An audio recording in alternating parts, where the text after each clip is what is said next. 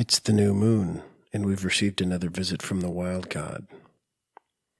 This episode's going to have a distinctly evangelical flavor.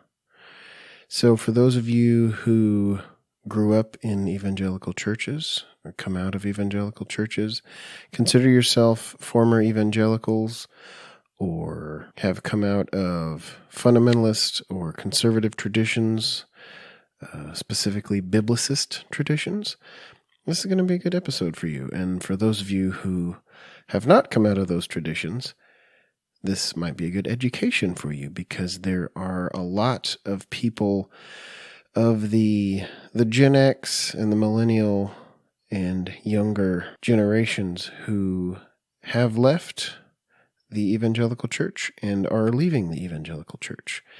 And this has been going on quite a bit in the last 10 to even maybe 20 years. This was the very first episode that I recorded.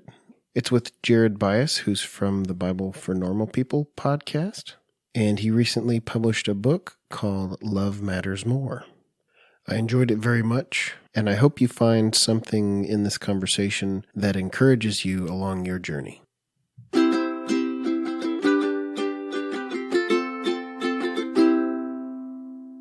Jared, thanks for joining me.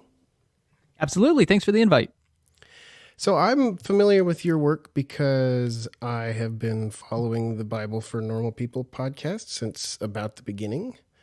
For those out there who don't know you, what's a good way to get started with who you are? Well, I mean, my background has been growing up in Texas, and from a young age wanting to be a professor, but I mean, ultimately, always wanting to be very involved in the church and in faith. I took it very seriously. It was a big part of my life growing up, and went through many twists and turns and evolutions along that journey through Liberty University and then seminary and as a pastor and then as a professor. And then, ended up locking arms with Pete and starting the Bible for Normal People, the podcast, as well as a lot of courses and books and other things that we have in the works. And it's been a really good journey. And ultimately, my passion is to help people kind of take their next step on their faith journey, whatever that looks like for them. I've definitely gotten that from the podcast especially, and I follow you on Twitter and stuff as well. But my reason for inviting you here is because throughout listening to you the last couple of years, I've heard snippets of your spiritual journey, and that takes different shape for a lot of different people. Some people call it deconstruction and reconstruction. Some people call it switching churches or leaving church or becoming spiritual but not religious. So what I'm hoping to gather from this conversation is how that process worked for you. I read your book, and it's called, remind me what it's called. Love Matters More. Love Matters More. It's a really good book. It's intensely practical, which I think is really good. Gives a lot of ideas for precisely how to deal with people and how to do things, and it kind of speaks to me as an Enneagram 5 who finds value in knowledge.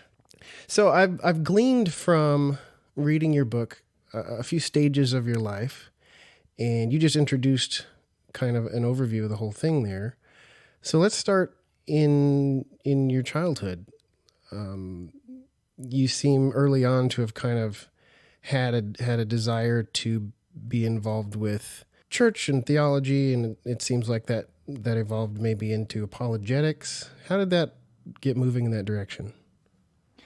Yeah, I mean, some of this is as I've gotten older, recognizing as we have these different personalities, we're drawn to different things, and it expresses itself in different ways. And for me, I was a very serious kid about certain things, and I appreciated knowledge. I appreciated information. I was always extremely curious, loved learning about all kinds of things. And so that for me, growing up in a small town in Texas, people would say on a Sunday morning, our faith is the most important thing in our life.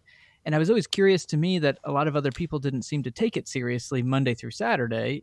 And so there's always a disconnect for me. And I was kind of doing as I was told in some ways. Like, we take this seriously. The Bible was foundational to everything that we know. And so just as I got older, that became more and more important to me as I thought through, okay, what did it mean? Now, for me, that was a mental exercise. I hadn't really grappled with the emotional component, the social component of all of that. For me, it was a mental exercise. That's what I was drawn to, was how to think rightly about God and the universe and meaning and all of these things. So I would say from a young age, even in middle school and high school, grappling with some of these ideas. There, you relate a story of an altercation with your mother that was very interesting. Mm. How did you get to that point, and what happened there? Yeah, I mean, at the time, again, I had read a few books, and as anyone with teenagers knows, once you read a few books, you're clearly an expert and everyone needs to listen to you. So I had read a few books on apologetics, and I had been getting more into a faith tradition that I wouldn't have grown up with. So when I was in high school, I went to a Presbyterian church by myself and had gotten really into Reformed theology, ideas of predestination and Calvinism and all of these things, which would have been foreign to my family. And so my mom and I had a lot of back and forth and a lot of contentious discussions around that as I was kind of introducing it, but not, of course, in a very loving or gentle way. I was kind of making sure that everyone knew that I was right, and I was very intent on proving everyone wrong.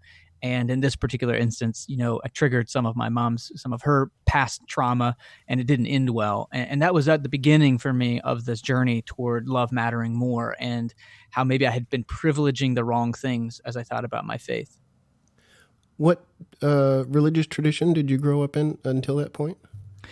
So my dad was a good old boy from Texas. So I'd have grown up Southern Baptist for a while. As my mom liked to say, they wanted to raise us Southern Baptist at first so that we could, quote, get the fundamentals. They said Southern Baptists are good at the basics. And then my mother's family, my grandmother's a charismatic, kind of non-denominational, charismatic evangelical. And so then I could have, quote, kind of graduated into that a stream of the Christian faith. So in that sense, the Southern Baptists were good at the basics of doctrine, but if you wanted to get the meat, it was really about your relationship with the Holy Spirit and speaking in tongues and all of that. And then, so being Presbyterian in high school, being much more subdued emotionally, much more intellectual, those were kind of at odds, I think. What were those fundamentals for those that may not have a deep history in Christian theology? Yeah, I mean, things like the Bible was central. So the Bible was inerrant, meaning it was without error. It's in everything that it spoke about. It spoke historically and scientifically accurate, and especially in matters of faith and God. So the Bible was central to that. Church going was central. Tithing was central. And these were sort of the core sacraments, if you would. Of course, we didn't really like Catholics, so I wouldn't want to call it that when I was a kid. But these were kind of our sacraments. You go to church every Sunday, and you dress nicely, and you go to Sunday school, and you read the Bible as a literal, historically accurate document, and you're conservative politically. And all of these things mean that you're a good Christian. I grew up Seventh-day Adventist, and we didn't like Catholics either, though I had never met one. And I'm just thinking now, by the time I had gotten to high school, I had met more Jews than I had met Catholics, and that was one. Wow. Yeah, I was going to say that's better than, in our town. I don't think I'm sure there were, but no, you didn't announce to anyone that you would have been Catholic or Jewish. That wouldn't have gone well for you. So. I see. So this sort of reminds me of one of the major themes in your book, which is about the belief that if you believe the right things, you'll be happy. Is that what you're talking about there? Yeah, I think so. Yeah, there was this sense, and we still see it in a lot of churches today, which is if you get your beliefs right, you'll be happy, you'll be, happy, healthy, wealthy, and wise. And that's kind of, it starts with getting your beliefs right. So if you are not happy, or if you're struggling financially or struggling in these other things, we should need to go back up and say, what are you believing incorrectly about God and the world? And if you get those right, then things will work out for you. So you got into Calvinist theology. Mm-hmm. I was a Seventh-day Adventist. Seventh-day Adventists are firmly Arminian. Okay. So I came to it from the other direction. I never really got into Calvinist theology. It never really made sense to me. Mm-hmm. Yeah. I just kind of, I forget who, maybe it was, there was an episode of This American Life where they were talking about whether or not we have free will from a scientific perspective. And one of the arguments is basically, we appear to have free will, therefore we have free will. I thought that summed it up pretty well. Yeah, that's the kind of the phenomenological approach or experiential approach, yeah. So after high school, where did you go? I went to Liberty University, which was interesting. I wasn't actually supposed to go to Liberty. I was signed up to go to Baylor University and changed my mind at the last minute. Had some friends. I wasn't going to end up rooming with a friend that I thought I was going to, and also just recognizing how incredibly expensive it was. And at that point, the only places still accepting applications, Liberty was one of the few. And I'd always wanted to move to the East Coast, and there really wasn't much more to it than that. My parents were proud. Again, it's kind of being Southern Baptist and having Jerry Falwell as part of the school or the founder of the school. So they were happy with that, and I'd never even visited the campus. I got into my car and drove to Virginia and ended up being I was a math major for a while and then became a philosophy major. Seems like at least my Twitter circles, I've heard a lot about things going on at Liberty recently with politics and that sort of stuff. What was the environment like when you were there? Yeah, it would have still been definitely conservative. I mean, Sean Hannity would have been my commencement speaker when I graduated. So it was definitely politically right, part of the moral majority, conservative politics welded with conservative religion. Jerry Falwell would have definitely been one of the forerunners and front runners of that conversation. So at the ground level, though, one thing I did appreciate about Jerry Falwell was he was interested in building a university that held up to academic standards and rigor. And so there, for me, on the very basic level, it wasn't like there was a lot of pressure explicitly. It was just always in the background, and it was always what you were fed at convocations and assemblies and things like that. But even and then it was a little bit heightened for me in the School of Religion, where the philosophy department was housed, and so that there was a little more pressure there to kind of be on the bandwagon, so to speak.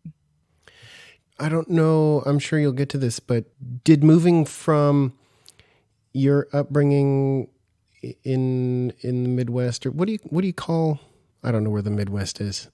Yeah, well, Texas is just Texas, so we're not part of the Midwest or the South. We're our own thing. Got it. Yeah. So, in what sense were maybe your eyes opened to the wider world at that point?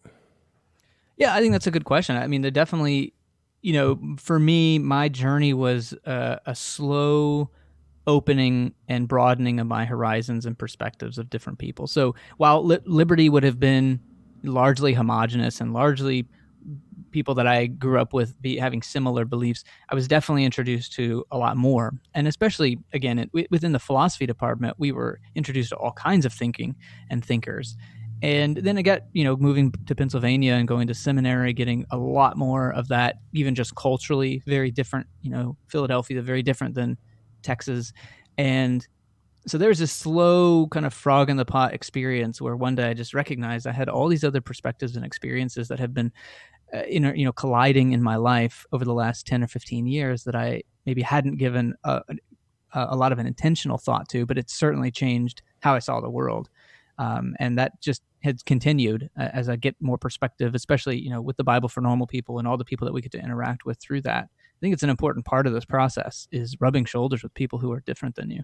At that point, had you been planning on going to seminary? Yeah, I had wanted to go to seminary. I had wanted to go to that particular seminary since I was in high school. And that seminary is? Westminster Seminary. Westminster. And what's their theological tradition? Presbyterian. Okay. Yeah. So you're in seminary now. What's going on with your spiritual journey? Well, that's where a lot of major shifts happened for me. And it started really from the very beginning, going into it hoping to get a PhD in apologetics. I wanted to defend the faith. That's what apologetics is. And it was one of the few programs where you could get a PhD in what was called presuppositional apologetics, where I could defend and argue and know everything that needed to be known about the Christian faith, which, looking back now that I'm older, a little wiser maybe, recognizing that was really probably just my search for control as an 8 on the Enneagram, kind of needing to feel in control. And so that was my trajectory, again, since I was 15, 16 years old. That's what my dream was. I get to my dream seminary, and within a few months realized that the department where that was housed it wasn't leading to the kind of life, the compassion and grace and love and sensitivity and these things that I had in the back of my mind respected and wanted to be, weren't being displayed really explicitly or really well, in my opinion. It's just my opinion. And so within that first semester, I actually switched over to biblical studies, where I saw things that were more compassion, more grace, more service-oriented. It wasn't just gatekeeping and protecting, but it was openness and graciousness. And it's so funny, but yeah, that changed the trajectory. So then I just wanted to spend more time with them, and through that fell in love with the Bible and what it says, rather than what that certain theological tradition had put the parameters on it for us to see. And yeah, that's where the Bible really opened up for me in a lot of ways that changed the rest of my life, for sure.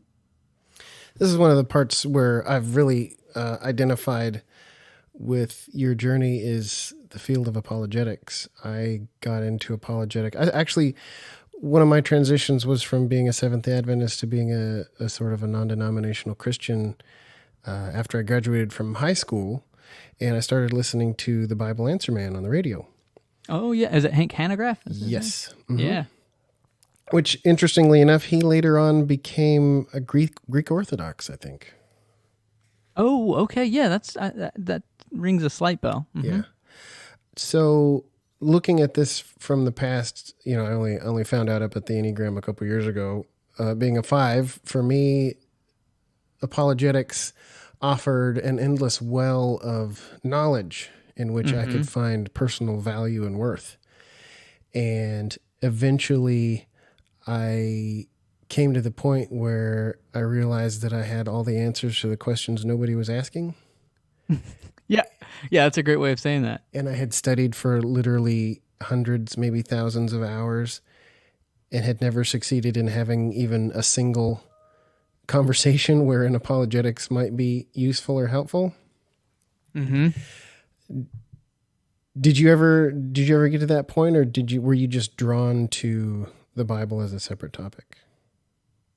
No, I think for sure. I think those were kind of parallel tracks for me. As I was getting more into the biblical text itself, I was coming to more these esoteric, I wouldn't call it dead ends, but in my mind, emotionally, I just was losing interest in the kinds of questions that I had dug down that rabbit hole. And that was one thing I appreciated, was when you're after mastery and control, it's a narrowing process, where if you're after creativity and connection, it's a widening process. And for me, biblical studies was a field of creativity and connection, and not control and constriction.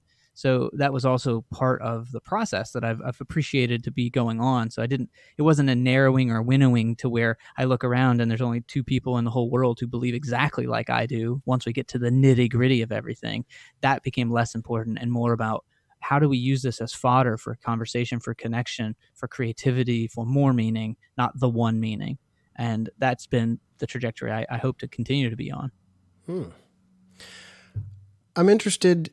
I went to school to be an engineer, so I know what that's like. What does an education in biblical studies look like? Well, at the kind of THM, PhD level, we would just sit around but basically we'd be translating the Hebrew in class. We'd come every class prepared with a section of text, and one class was Genesis. We'd just translate through Genesis, come with our own individual translations, and then, professor would throw out these challenges or different things, and we would then have to kind of defend and talk and discuss, kind of more symposium style, and similar to Old Testament theology, where we were given we had to pick a biblical theologian and read their entire corpus, everything they'd ever written, and then give a presentation to the rest of the class on it. And I chose John Levinson, which was a good choice, turns out.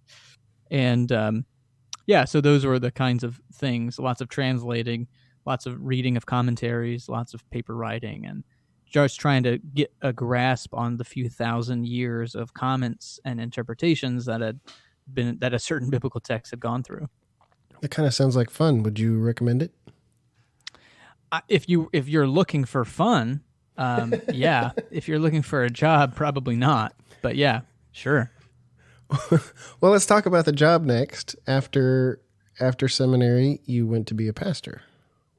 Yeah, that wasn't really ever in my purview, although looking back, it kind of was weaving into my story a lot. I was a small group leader. I was a young life leader and these other things earlier in my life. And then, yeah, had the opportunity to be a pastor at a large church. I had been volunteering for a time and then had come on part-time as an assistant to one of the pastors, and then coming on more as an associate and then as a teaching pastor when I graduated seminary. Seemed like a natural next step, and I really appreciated that time. It helped me to ground myself not so much in the academy, which is what my original kind of dream was, and start thinking about everyday people and how do they think about faith and what's my role in all of that. So I did that for a number of years and appreciated the experience. Did you like it? I did. Yeah, I did like it. I think I was too young at the time to have the amount of responsibility I had, and I just wasn't healthy enough to handle it well. I had a bit of a messiah complex, and I felt like I took on everybody's problems and everyone's responsible for everyone's well-being, and that was difficult. I was in situations I just didn't have the maturity to handle well. I mean, at the time I handled it fine, and I think people thought I handled it well, but it took a toll on me. I was really good at pretending and doing, quote, the right thing, but I think it took a toll on me now reflecting on that. So, but I did enjoy it, yeah. You talked quite a bit in the book about pretending, and you kind of talk about your response to, what's that word? Imposter syndrome being to build a mask. For me, I kind of identify with your wife in this area, being a person of being allergic to inauthenticity in a sense. And so for me, building a mask means instead of building a mask, I build anger and bitterness and distance. Can you talk about being a pastor and building that mask? Because I've been in the evangelical church world, and I totally understand what you're talking about with young pastors. I've seen it a number of times where they're hired right out of college, or in one case I saw in the middle of college, and they're suddenly put in charge of a small ministry where they've got like 4 employees, and hijinks ensue. Mm-hmm. Anyway, could you talk a little bit more about that, building a mask and trying to fit in, and imposter syndrome and that stuff?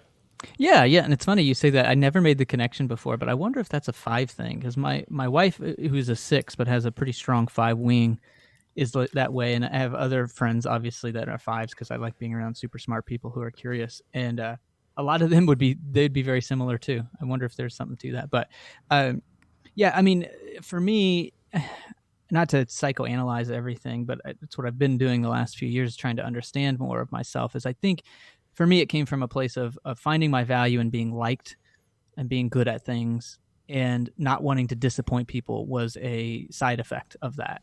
And so that mask for me was a fear of rejection. So I need to be liked, and if someone didn't like who I really am, that would be too painful. So let's build this mask of what I know you want from me, and I will be that. Now the problem is when you have hundreds of people you're doing that for, it's incredibly exhausting and unsustainable, and eventually sort of the cracks start to form, and you realize that you kind of lost who you were, and also maybe you're not as good of a person as you thought you were because you spent all this time working on the pretending rather than the being. I've known a number of pastors in my life, and it seems many, many times being a pastor ends up being more like a performance of pastor. You're putting on the performance of pastor. A pastor is a role in a play, which all life can be, but it seems particularly because you are in sort of the public eye, at least, your local public, and you're supposed to be this moral guide or leader. And I've had so many pastors tell me, like, if they knew what I really believed, they'd probably kick me out, which is usually just really tame, ultimately. If you actually, right. When you actually find out what it is, they're scared of everybody finding, oh, I have Rob Bell books. Oh my gosh, don't tell anybody. I read a book by Brian McLaren. It's the sad flip side of that, though, is there are genuinely people who would lose their paycheck if a congregation member found those things that seem so innocuous out. Yeah. I mean, and looking back on it, now I had heard about Brian McLaren for so many years, how horrible Brian McLaren was. And then I finally read one of his books, even in the middle of my deconstruction when I was still much more tied back to that life. And I was like, this is it? This is what we were worried about? Anyway, so again, your mask, and you relate this in the book to Jesus' use of the term hypocrite and how it's related to being an actor.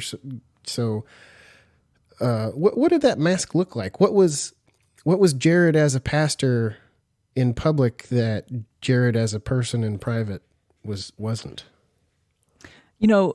I don't know if I would even frame it that way, because it wasn't so much for me. It wasn't like I lived a double life or anything. I wasn't to that extent. I didn't have like this secret controversial things going on in my life. It was more the exhaustion of the performance itself. It was being attentive to everyone's needs. It was making sure that I was squeaky clean in terms of not disagreeing with people. So if someone, would say something to me, I wasn't one that was just going to be like, well, here, I was always very meticulous about how I responded to everyone, because I was afraid of, again, I was afraid of rejection and disappointing people. So I think that's more what it was for me, was the mask of, and also I really, early on, I don't even remember how I got this concept, but early on I had this concept in my head that everyone is fine with a pastor who sins generically, but not okay with a pastor who sins specifically. So that was sort of a concept in my head, is we all love a vulnerable pastor who gets up and talks about what they have struggled with in the past, or that they are currently struggling, ... ellipsis, leave it generic. But once you say, like, I have an anger problem, this is how I took it out on my kid this week, now we start judging people, like, then it's not okay. And I was very acutely aware of that. So in my performance was to strike this balance of vulnerability, but it's always a fake vulnerability, to talk about my weaknesses and challenges in general, but not to confide in the specificity of it. Yeah, fake vulnerability. That reminds me of, I was a youth leader for some time, and looking back on it, that makes so much sense to me, in the sense of sort of the, we're gonna go around and we're gonna confess sins or something, and so we've got to have, and so it becomes this performance of, like, exactly what you're talking about, that general, I'm struggling with such and such. Nobody ever mentioned that they kicked their dog or right. stuff like that. Is this related to what you talked about in the book about being a recovering Messiah? Yeah, absolutely. Yeah, I thought it was I got a lot of value and identity and worth from solving and fixing. When I read that, I found a lot of value in the recovery movement, Alcoholics Anonymous, 12 Steps, et cetera, et cetera. Though I've never been an alcoholic, just disclaimer up front, I consider myself sort of an anti-addict. I've tried. I was really struggling when I lived in Denver, and I got all the way up to like 2 margaritas a day, and it just didn't work for me.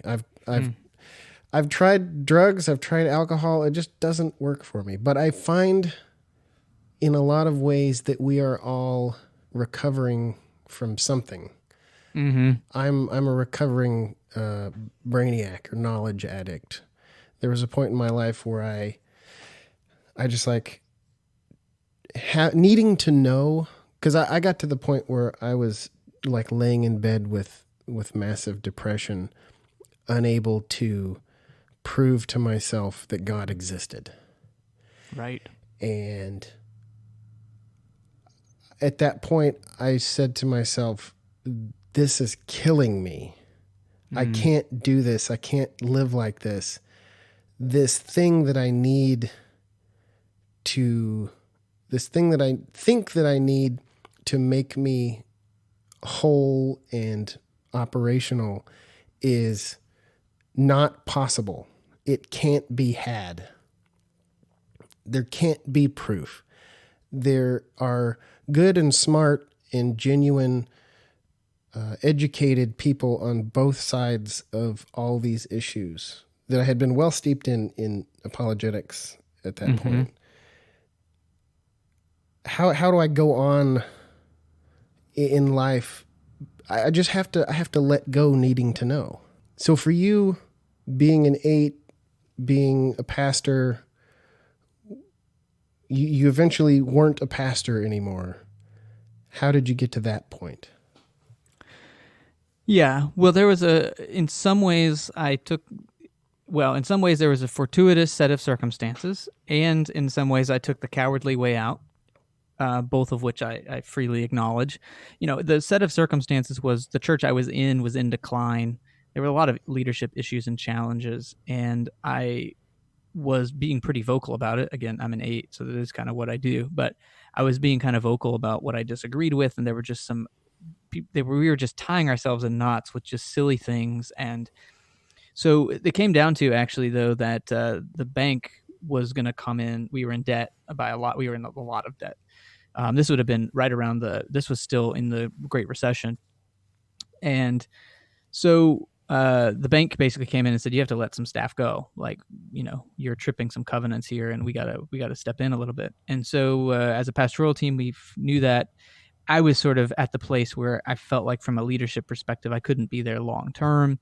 And it didn't seem fair to go through some long process of who is going to be let go if I'm in the back of my mind thinking, well, I'm not going to be here long term anyway. So I went in and basically volunteered and said, can I have 6 months though to, for 6 months, wrap everything up? And they said, no, unfortunately we can't. Basically gave me a 2-week notice at that point, which is when it finally set in for me that, oh my goodness, I'm actually not trained to do anything else.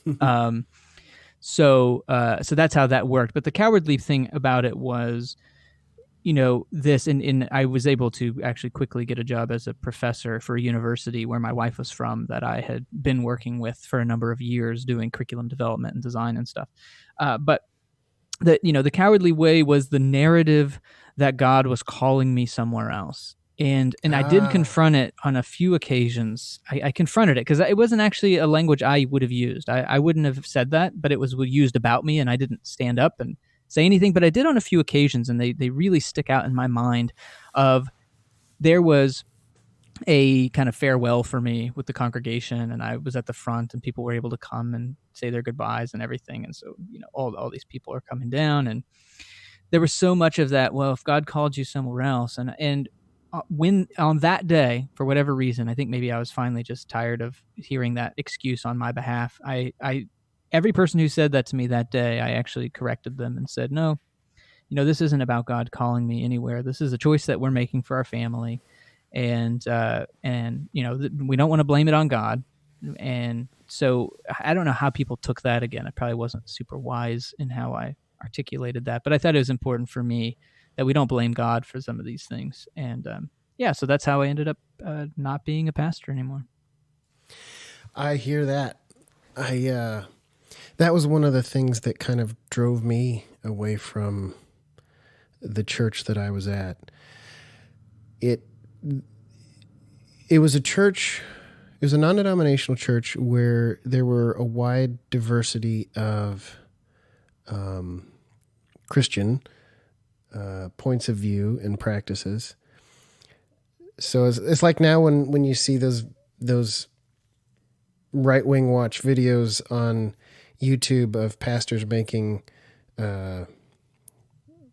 prophecies and proclamations, and you see people walking behind with flags and people laying on the floor praying and rock band. We had the whole everything. We had all of it.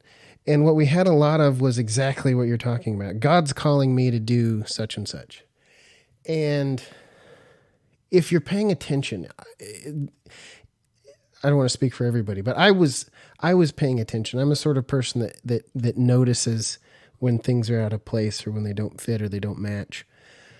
And so we had so many people at various times being called to go to China or being called to go to Honduras or wherever. And then something would go wrong or something would change. One pastor's son got some sort of very serious brain disease and had to come back. And then one of them was kind of like the clincher for me when I was like, okay, I'm done with this. One of the pastors lived the next town over, like literally the towns bordered each other. It was that close. And he felt that God was calling him to move closer to the church, which was like 3 miles. And I was just like, you don't need God to tell you that. You can just move if you want to be closer to work. Right. Anyway, so I'm curious. I imagine you were quite vocal with your disagreements. What were some of those disagreements, just to get a little esoteric?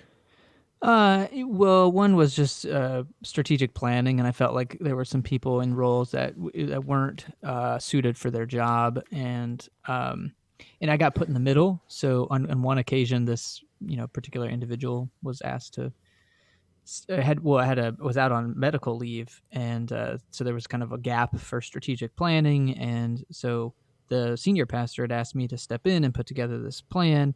So I spent hours and hours on this stuff and had some interviews and did some thinking and put some models together and different things. And it turned out that the person who was out on medical leave when they came back they literally took what I did and just swept it off the side of the table. And they had been doing their own thinking. And in no kidding, their model was like a 3D cake. Like that's how we were supposed to think of the church. And I don't remember the details, but I thought, oh my goodness gracious, this is kind of absurd. Sounds authoritarian. Yeah. Mm-hmm. Yeah. So, it would just, I wouldn't have actually called it authoritarian. I think it was just people not being in the right places. I think it was more systemic than any individual. I liked every individual in a lot of ways. I just think they were in over their heads, to be honest. So it turned out, and then they were trying to implement a board, and this gets really boring and governance stuff. But one thing that was really practical was they were trying to implement a new employee handbook, and in the employee handbook, it literally said we can't have outings with a person of the opposite sex. We couldn't be seen like at a restaurant. I couldn't be seen at a restaurant with like a woman, and I was like, so you're encouraging me to have private meetings with women? Like, I don't understand this. And so it became more about appearance. It was all about appearance. Yes. That's why. And I thought, oh, so you're willing to risk actually damaging marriages and relationships for the sake of the appearance? So I actually refused to sign I wasn't the only one. There were a handful of us that refused to sign the employee handbook, and that didn't go well either. So was this a church that I'm guessing it was a church that did not affirm women in teaching roles and things like that? No, women would have preached and been in teaching roles. Okay. For sure. I think they were just starting that when I was there definitely would have been a number of women who would have taught. We didn't have any teaching pastors that were women, though. That was a live discussion in my church. I don't think they did start to hire. They had a female youth pastor, and they started to hire other women pastors. But at the time that I left, for a woman to be preaching, there must be one of the head pastors also on the stage. Yeah, that seems biblical. It's just these things, I look back now. One of the reasons why I want to have these conversations with people like you is it helps me to look back at where I came from, because there's been so much trauma in my experience with church that I want to take what Richard Rohr talks about and transcend and include. And it's been so difficult for me to include my history, growing up as a Seventh-day Adventist, which is an extremely conservative theological thing. It's so hard to reach back into those traditions and say, well, that was a good idea. One of the things that I've reached back is, the core tenet of Seventh-day Adventism is Sabbath keeping. And I've reached back and said, hey, that's a really good idea. It's a really good idea to take a day off a week. And even make more than just a good idea about it, to actually make it like a practice, either not necessarily a religious practice, but a spiritual practice, a discipline.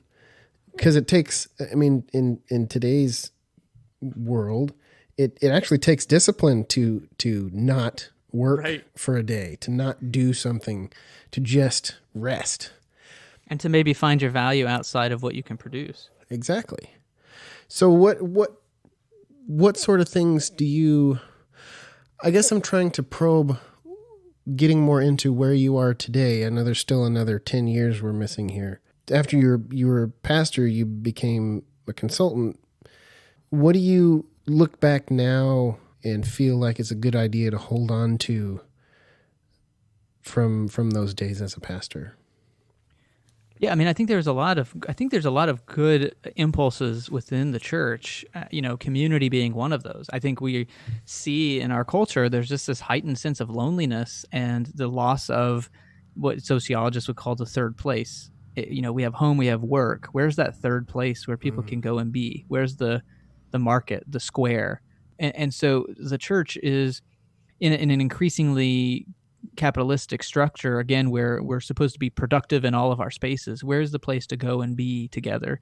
And I think church in its core can be that. I think a lot of the churches I've been a part of have sort of opted into more, we all have to volunteer and we're all just doing work again on that day too.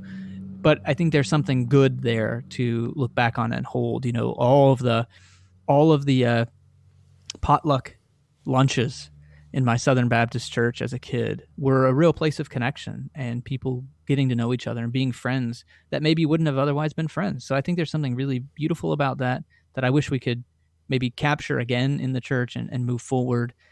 So I think that's great. I appreciate more of the turn toward social justice and coming together as a community to tackle some of our neighborhoods and communities' biggest problems. And I think the church can be for that. And I think that's a good impulse of the faith tradition that draws people together under this common banner and common cause. So these are things really people-based for me. The community aspect of reading the Bible in community, of serving one another in community, serving our communities in community. These are all things that I look back fondly of. And was it perfect? Did we do it really well? No. But I think that's also giving grace to the fact that it's a human institution and we're all humans and nothing we're going to do is going to not be tarnished by some imperfection and limitation. I think that's the one most difficult part that I wish I could rebuild, reform, is the community aspect. It's extremely difficult for me being an kind of an extreme introvert, and yet still having plenty of desire to be with other people. Mm-hmm. Maybe I'll get that figured out one day. Well, and to be honest, for me at least, especially with the introverts and as I've gotten older, me fitting into this category too, there's something missing about just the practices and the being together. Mm-hmm. We've formalized gatherings in such a way that it's hard, especially for the introverts, to say like, well, I don't. It's sort of like the middle class equivalent of the week of the dinner party.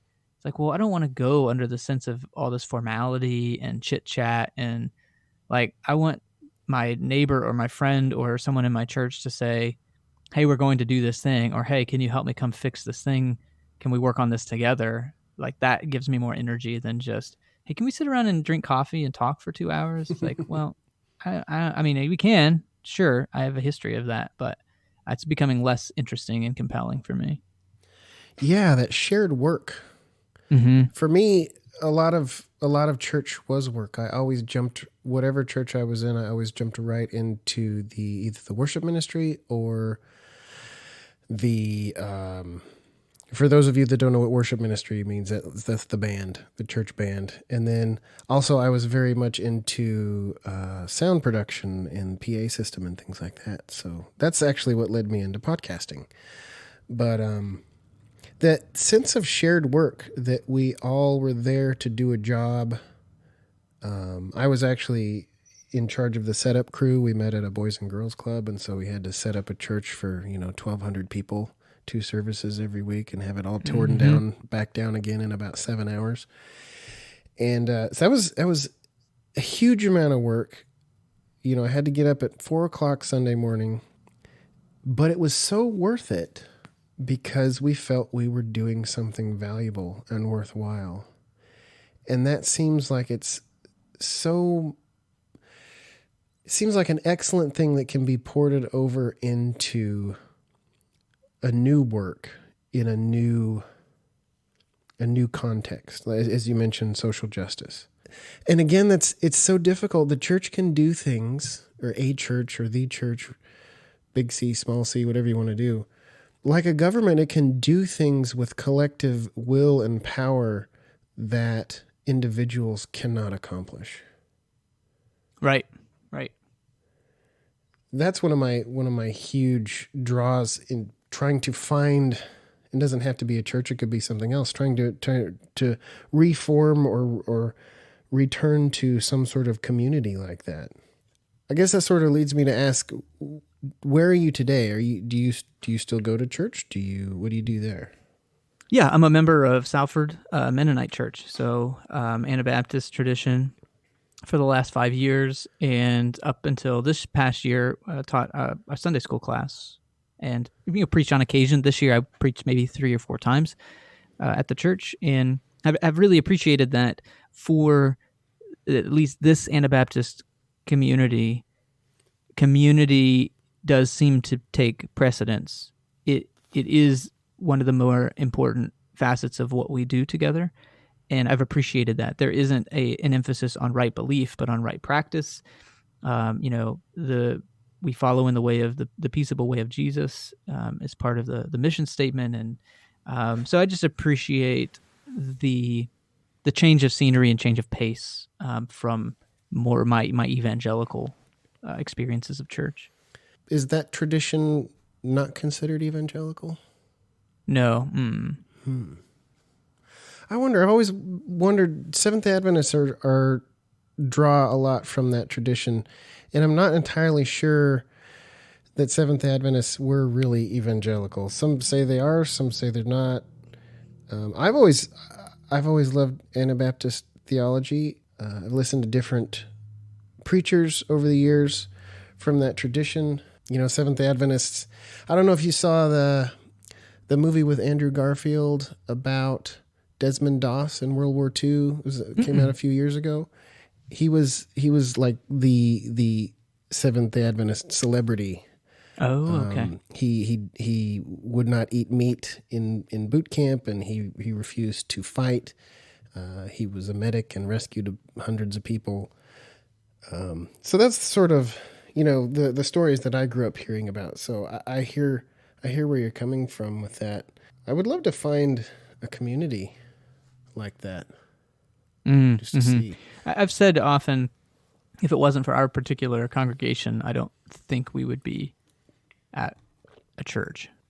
And that's kind of the reason why I haven't gone to church in a while. I went to a Methodist church for a while, and after about 6 weeks, it became like PTSD. Like I couldn't. Mm-hmm. I would go and play music, and then I would walk out during the sermon and go to the library and drink coffee, because hearing that language, it's taken me years now just to separate, and kind of with the Bible too. And I've had sort of a love-hate relationship with your podcast, in that I know what you're doing and I hear what you're doing, and I see the value that it has for a lot of people in the world. But for me, I almost feel like I just need to step back from the whole affair for a really long time and forget, because I've read the Bible through multiple times. I've read the New Testament through nearly a dozen times. Like, I'm so steeped in it from my entire life that I just got to separate myself and try again later, maybe. Yeah, no, when I share often with people that even while I was a pastor and then shortly right after, I had to put the Bible down for a few years. I didn't pick it up because every time I tried, I was immediately met with the framework that I'd always inherited. I couldn't see it in a different way. Yeah. So I spent a few years not reading it at all and just reading other perspectives on how to read the Bible, and just started steeping myself in other perspectives so that when I picked it back up, I had more grist for the mill, so to speak. I had this other framework and narrative ready for when I picked up the Bible again. But yeah, I had to put it down for a few years myself. I get it. I think it's a wise thing to do in some ways. I've really enjoyed reading Richard Rohr. He'll come to a passage and he'll read it, and my brain just kind of automatically goes to the interpretation that I either grew up with or was with in my 20s. And then his interpretation is entirely different. And I'm going, how did that happen? It's like almost the opposite of what that taught us. What's going on here? And I've seen that it's been really good listening to your podcast, listening to especially Jewish guests, listening to their perspective. Yeah. How's the podcast helped you grow? You're around 200, almost 200 episodes in now? Yeah, we're about 150. Yep. Okay. I haven't listened the last month or so I don't know exactly where you're at. So how's that helped you grow? Has it fleshed your life out? What do you do with that?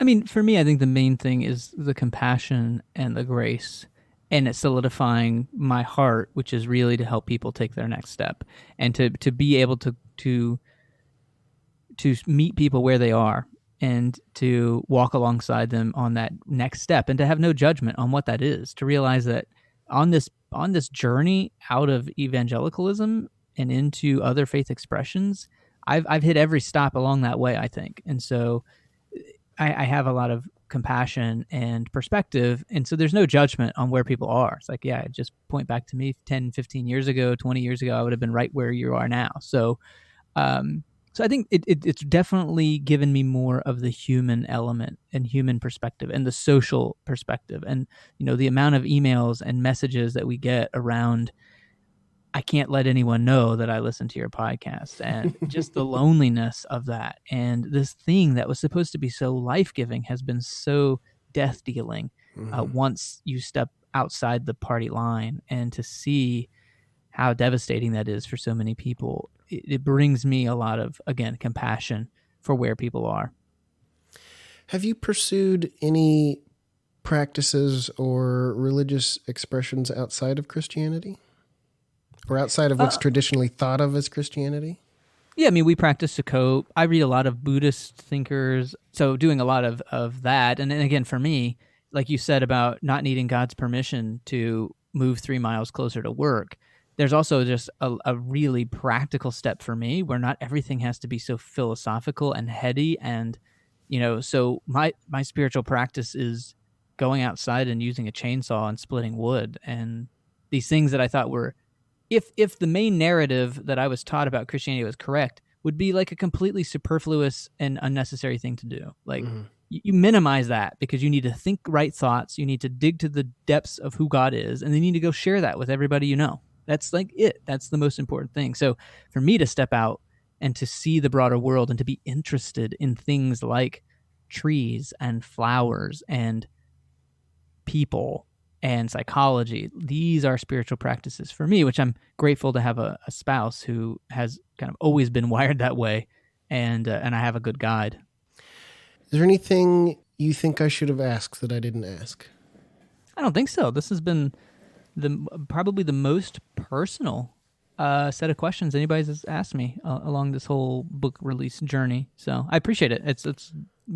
I appreciate the thoughtfulness and the ability to think different thoughts. Well, good. That's what I was going for. Your book has a lot of teaching, which is useful for a lot of people and situations. But I was really looking for, well, like what we're talking about, your journey. How did you come to where you are now as a person, as a spiritual being, as a human being?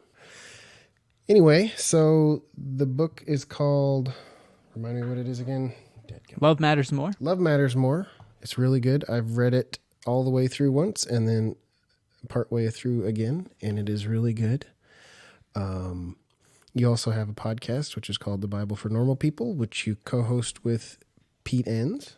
And I would recommend people listen to that, especially, podcasts are great when they hit your inbox every week, but especially with The Bible for Normal People, go back and look at older episodes because there's like 150 of them. And my favorite ones, Rob Bell, Rachel Held Evans, Richard Rohr, those are my favorites. Depending on what your favorite topic is, you can find something that will work for you. Jared, I really want to thank you for spending time with me today. The audio quality has been incredible. Thank you for that also. It's always great to talk to people that have their own sort of studio set up. Thank you so much for being with me. Absolutely. Again, it was a great time. I appreciated the personal nature, the good questions, and thanks for having me on.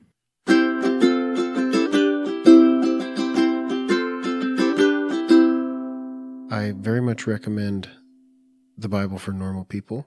It's a great podcast. It's got a lot of highly educated and interesting, introspective, and thought-provoking guests. And remember, Jared's book is called Love Matters More. Stick around. In a few episodes, I will have an interview with Pete Enns, his co-host on their podcast. And together they have a thriving community of ex-evangelicals and ex-fundamentalists and just people generally interested in the Bible. So if that interests you, then that's a great resource. If you would like to discuss what you've heard on the podcast, you want to send me a question, you can find me on Twitter at WildGodPod. You can find the Facebook group at facebook.com/WildGodPod. Or you can leave me a voicemail at 541-246-6870. If you'd like to support the podcast, you can do that at patreon.com/WildGodPod. If you've found this podcast helpful for you and you'd like to pass it along, or you'd like to listen to older episodes, you can do that at wildgod.podbean.com. I am grateful to be able to bring these conversations to you. I hope you've enjoyed them. I hope you've found something informative or encouraging for your particular journey. And I want you to know that for whatever you're struggling with in your life, whatever journey you're on, whatever thing you're going through, there's someone out there who's been through it too. It's not just you. You're not alone. We're all in this together. Reach out for help, or let someone reach out to you. And may you find the paw prints of the wild God on the path on your journey.